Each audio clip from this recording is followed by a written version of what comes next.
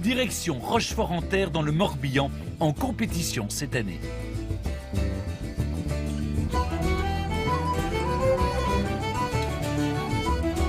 Bonjour messieurs, bonjour, bonjour. Ah voilà, nous arrivons en Bretagne. Vous sentez, la mer est pas très loin. Et là nous arrivons à Rochefort-en-Terre.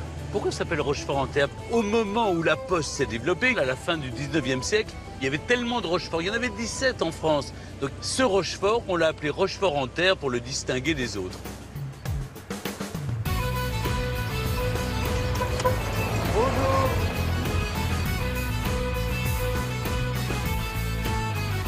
Perché sur une butte rocheuse dominant la vallée du Guezon, Rochefort-en-Terre est l'un des plus petits villages de Bretagne, puisqu'il ne compte que 697 habitants.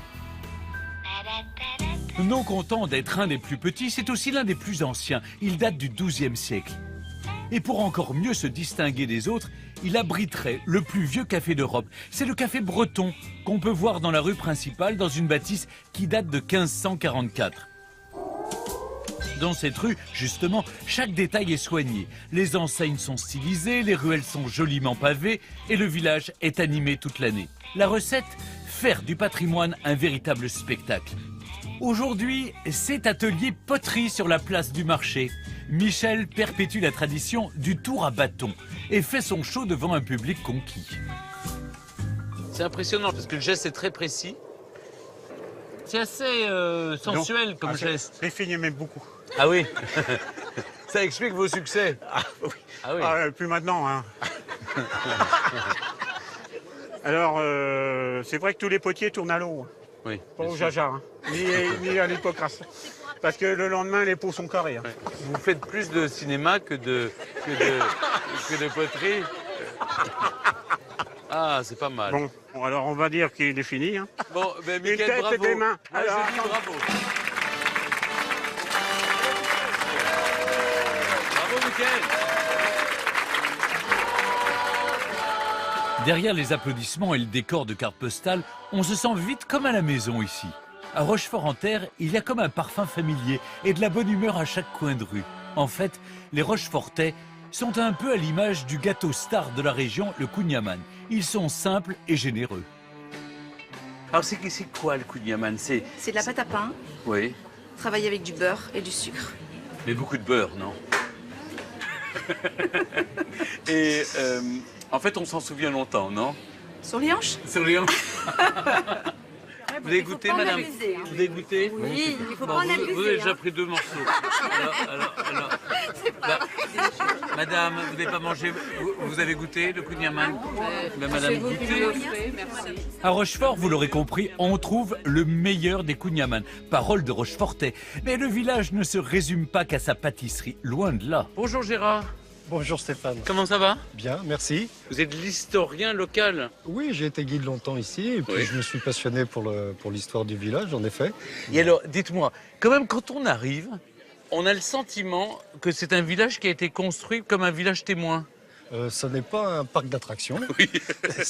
C'est bien un village qui a une histoire. Oui. On remonte quand même au XIIe siècle. Hein. Mais vous avez eu cette même impression quand vous êtes venu la première fois. Exactement. C'est vrai que je trouve que la conservation du patrimoine est telle Oui. que ça paraît incroyable. Et puis tout est Il est léché, passé tout est- autant de Mais oui, tout est d'années. joli. Alors la pierre fait beaucoup, non? Il y a une alternance de schiste et de granit puisque Oui. les deux pierres sont disponibles dans la Dans la région. région, oui. Là, racontez-moi, on est devant... Nous sommes au cœur du au village. cœur du village. C'est la place, une des deux places principales. C'est un peu l'image carte postale de la Rochefort-en-Terre. ville. Mais dites-moi une chose, vous, Gérard, comment vous êtes arrivé à Rochefort-en-Terre? Une histoire d'amour. Ah, c'est pour une fille. Vous êtes venu pour une fille? En quelque sorte, oui, qui habitait là. J'ai Et été donc, tellement séduit par la qualité de l'architecture. Et je sais pas, j'ai eu un coup de cœur, vraiment Ah oui. un coup de cœur. Et je crois que c'est le cas d'un grand nombre de visiteurs de Rochefort-en-Terre qui, sans savoir trop pourquoi, tombent amoureux de ce village. Et l'histoire que va me raconter Gérard est aussi celle d'un coup de cœur. L'histoire incroyable qui a fait de Rochefort-en-Terre un village vraiment à part.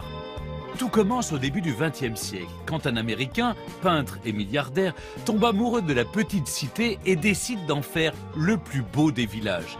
Alfred Klotz rachète pour une bouchée de pain les communs du château datant du XIIe siècle pour les transformer en une demeure luxueuse qui domine aujourd'hui le village. Mais ce n'est pas tout. Pour donner un second souffle et embellir les rues de son village adoré, il a une idée lumineuse pour l'époque, créer le concours du plus beau balcon fleuri. Le milliardaire, fan de géranium, va alors fournir à tous les habitants les boutures nécessaires pour réaliser son rêve. Et voilà comment Rochefort-en-Terre est devenue la cité au géranium. Sacré géranium, tu sens bon la terre. C'est le maire en personne qui conserve précieusement l'unique exemplaire de l'affiche originale du concours créé par le peintre. Qu'est-ce que c'est que je ce suis allé document? vous chercher un document de 1911, Oui, fabriqué par M. Claude, c'est le propriétaire du château. oui. Il n'avait pas forcément les moyens de se faire des affiches, donc il avait fait l'aquarelle. Donc fenêtre fleurie, voilà, le règlement, les différents prix, 25 francs pour le premier. 20, Ah oui, donc il a etc., fait un etc. concours pour les Il a habitants organisé de un Rochefort-en-Terre, et ça a initié le fait que le village soit Voilà. devenu le village le plus fleuri de France. D'où la municipalité, après, était obligée de continuer. Et maintenant, Ah oui, oui. un siècle Il y a- après, et vous n'avez plus d'Américains, on vous n'avez plus d'Américains pour fournir les Eh fleurs. non. Mais Mais on a d'excellents Jardiniers. jardiniers qui font très bien leur travail. oui. Fenêtre fleurie à l'époque, maintenant s'appelle village fleuri, Voilà. et vous perpétuez la Et tradition. on le perpétue, oui, on perpétue la tradition Ah, c'est et on y super. tient. Pensez donc, à Rochefort-en-Terre, on a mis la fleur à l'honneur bien avant le label des villages fleuris. Ici, les géraniums sont devenus une véritable institution et un travail à temps plein pour la petite équipe de la municipalité. C'est près de 9000 plants qu'il faut bichonner toute l'année. Un vrai défi pour le village. Et les défis à Rochefort, eh bien on aime ça.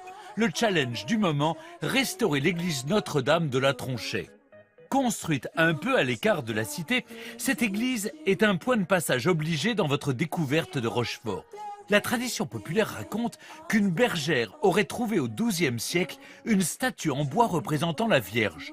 On y construisit alors, en hommage, une église à l'endroit même où la statue fut trouvée. L'histoire est belle, mais dans les faits, c'est un peu plus compliqué. L'église, construite à même la roche et sans fondation, subit les mouvements de terrain et manque à plusieurs reprises de s'écrouler. Tiens bien de chaque côté. Moi j'ai le vertige.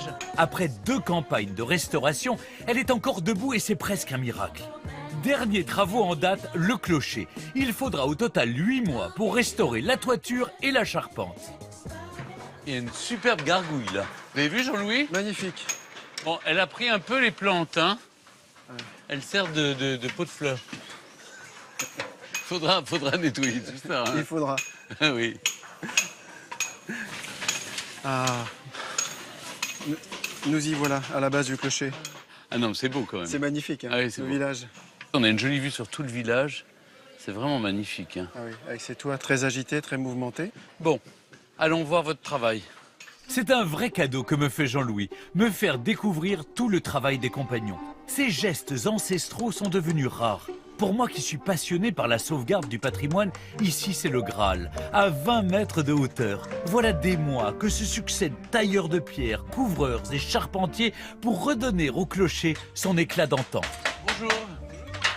Ça va, Karl? Très bien, et vous? Ouais, très bien. Là, vous êtes en train de faire quoi? Vous taillez les ardoises une à une. Je suis en train de préparer tout l'arrêté en fait avec mon collègue du coup. Et dites-moi, vous commencez par quelle ardoise sur la volige? Alors là en fait peu importe parce qu'on est en couverture brouillée. C'est quoi la couverture brouillée? En fait il n'y a aucune liaison d'ardoise qui va s'aligner.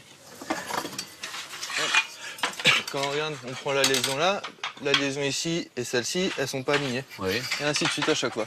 Donc en fait ça nous permet de commencer de n'importe où et venir se perdre à chaque fois dans les différents raccords qu'on a. D'accord. En fait, c'est vous qui décidez. C'est ça.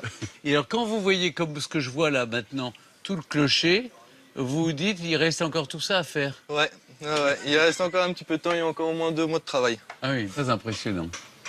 C'est super, hein, Jean-Louis? Ah, c'est magnifique. Nous, on est toujours admiratifs du travail qui vient sur la charpente après coup.